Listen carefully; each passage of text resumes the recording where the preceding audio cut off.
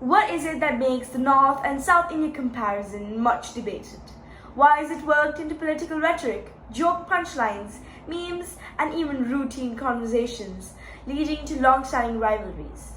These conversations often seem to be firmly rooted in regional pride.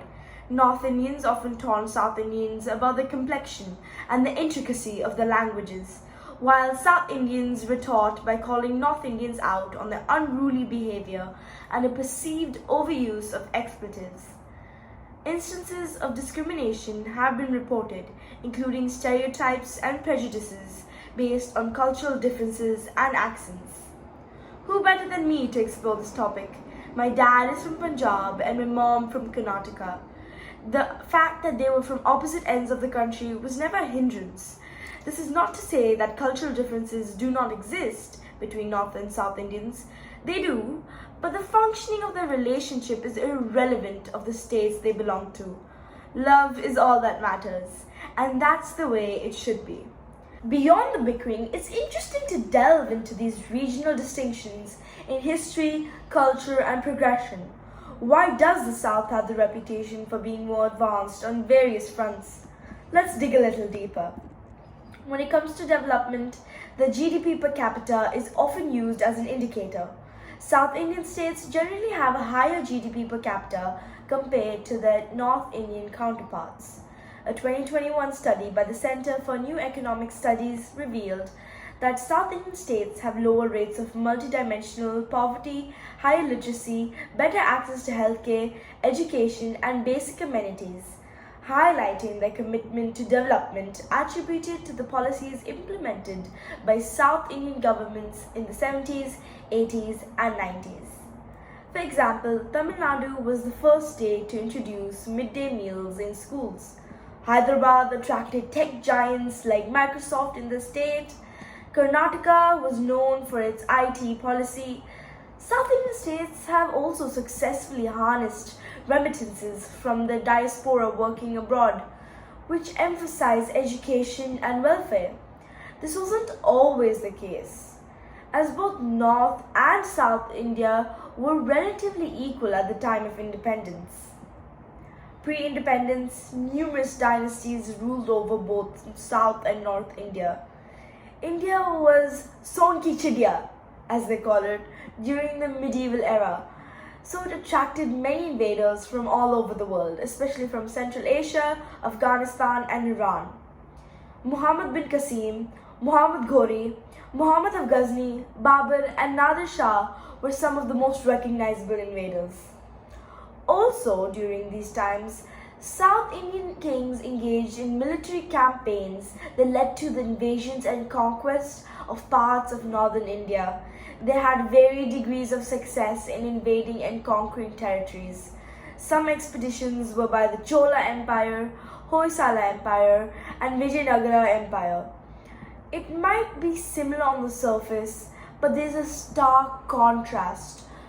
To draw an analogy, imagine battles among South Indian monarchs being akin to IPL matches, while the North Indian monarchies were like the T20 World Cup. Foreign invasions were more frequent in North India due to its geography, while South India was difficult to infiltrate because it is surrounded by ocean, making peaceful trade a more viable alternative. And religious contacts were also peaceful. There's evidence stretching back to 3000 BC of Kerala being a spice exporter, attracting Arabs, Babylonians, and Egyptians, and Roman traders around 2000 BC. If we look through cultural lenses, a significant variety of classical dances originated in the south, while only Kathak represents North India. Similarly, in languages, South Indian states each have their separate languages with distinct scripts, vocab, and literature. On the flip side, the North Indian languages show a lot of overlap, and culture is more syncretic.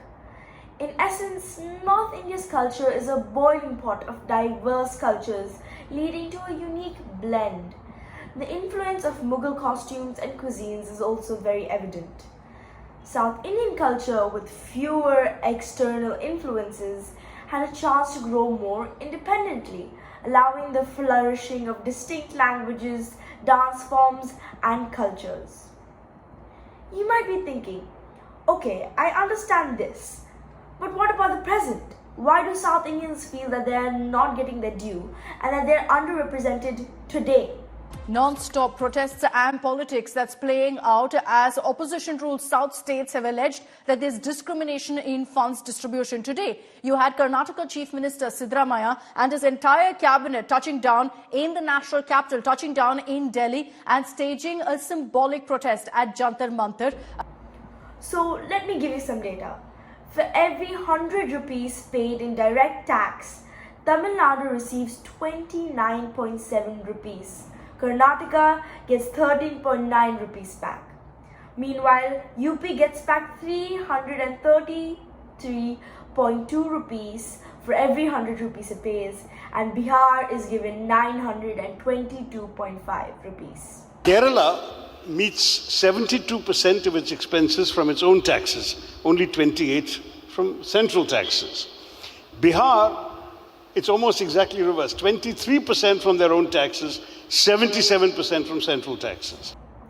Looking at this data, you could tell why some South Indian governments are upset, because they feel they're receiving insufficient funds. And the budget allocated for 22-23 for new lines to the Southern Railways is only 59 crores.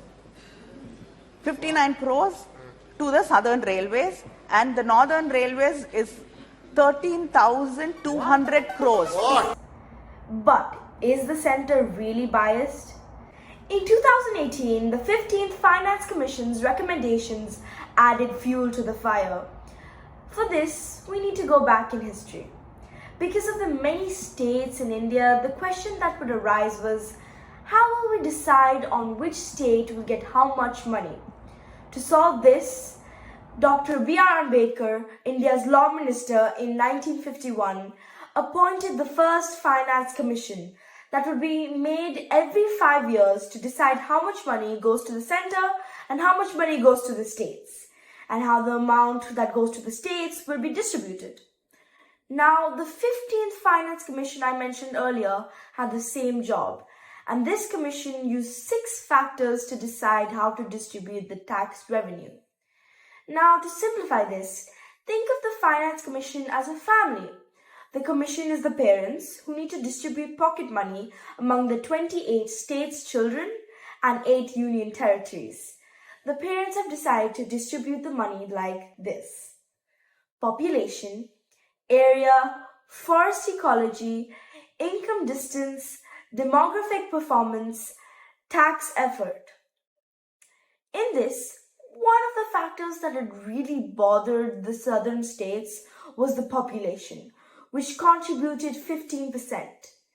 You would believe that the South Indian states should be happy about this because the new Finance Commission reduced the weightage of population from 27.5% to 15%. And South Indian states tend to have a lower population than the northern states.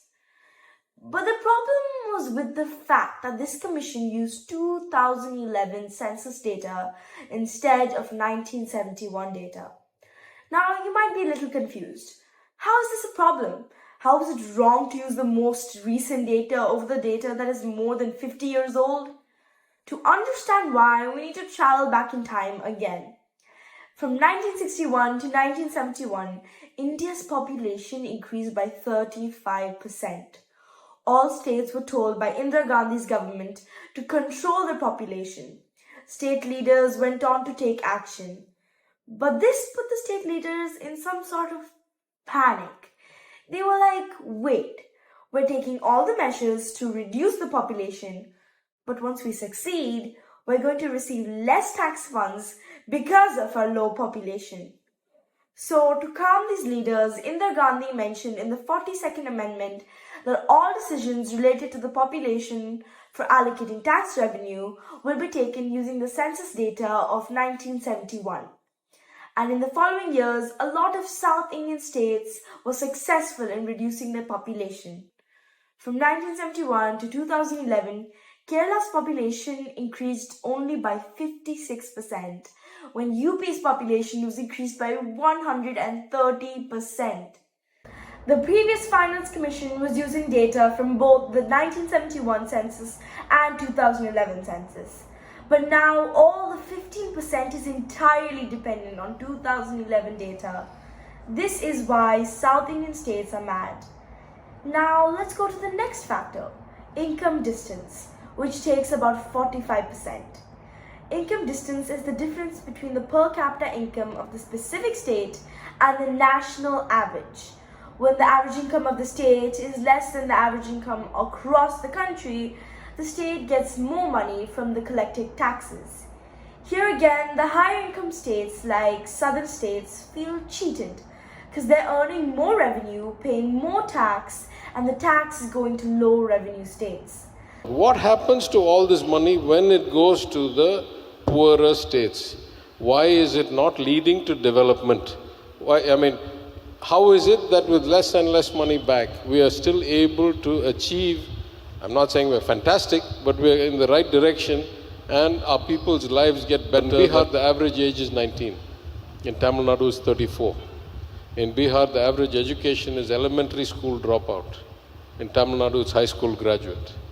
In Bihar, the per capita income is about half the union average.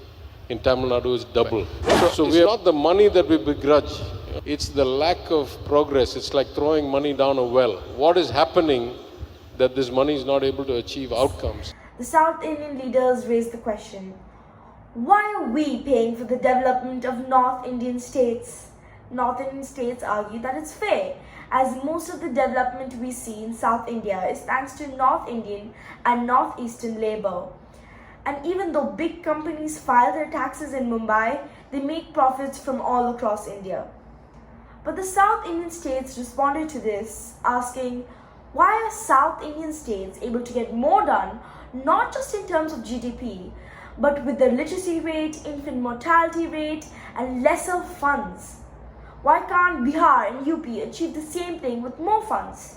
In fact, Bihar has the lowest literacy rate in India, and 62% primary students don't even complete their education there.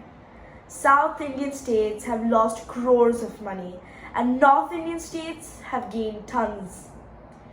One more concern South Indian states have is the lower number of seats in Lok Sabha because of the lower population, leading to lesser representation in the center. Do you remember when we spoke about Indira Gandhi's 42nd Amendment, which said that government decisions would use 1971 population census data? What if the center uses 2011 census data like the 15th Finance Commission? This would mean that South India would get less seats. For example, Tamil Nadu would get 8 less seats from its already only 39 seats, while UP will get 11 more seats in comparison to their current 80. These are some big problems, but South Indian leaders believe that they face injustice even in small issues. Now this is the challenge, right? What does this mean for South Indian states? Will South India keep losing money, paying for North India's development? Will North India's population keep growing, and will they continue to take more money? And is the center favoring North India because that's where the votes are? That actually may not be the case. All of this sure is amazing to gain TRP for publicity. But the Finance Commission has made some effort to reward progress and development for the South. The recent additions of 12.5% for demographic performance and 2.5% for tax effort to the revenue sharing formula will favor South Indian states, because demographic performance is based on factors like fertility rate, mortality rate, literacy rate, and healthcare. This is where South Indian states will rank better.